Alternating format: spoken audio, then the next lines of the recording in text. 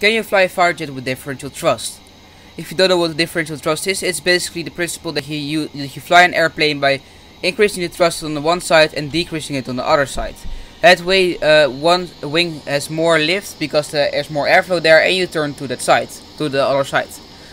But that works on airliners because they have engines on wings and they are far apart. But in the fighter jet they're close to each other. So now we're gonna look if we can fly a fighter jet with differential thrust. You can see my joystick here. I'm not gonna use it. But for takeoff we just increase both engines to full power and afterburners, parking brake, and let's see if we have enough runway to gain enough lift to rotate. And as you see, we're turning now to the right, so if it's alright we can decrease the engines on the left and we will start to turn to the left.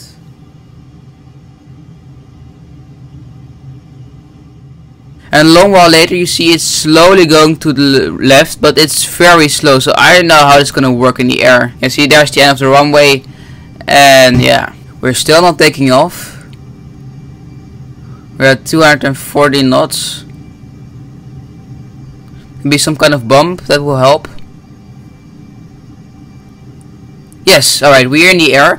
Let's retract the landing gear and hope we can gain some altitude so we can turn, because we have to decrease one of our engines, we will lose speed and then we will lose altitude, so we have to be at a great altitude to try to make a turn.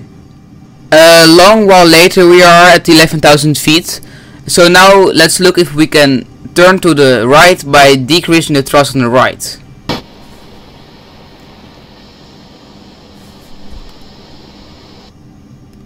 I don't see any kind of bank yet, but you do see the vertical speed decreasing, so it's great we gain some altitude before trying to perform this turn.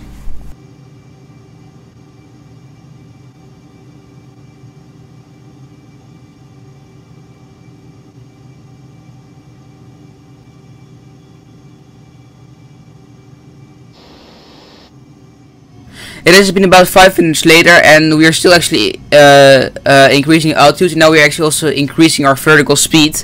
But I don't see any kind of bank, so long story short, no, you can't fly a fighter jet with differential thrust.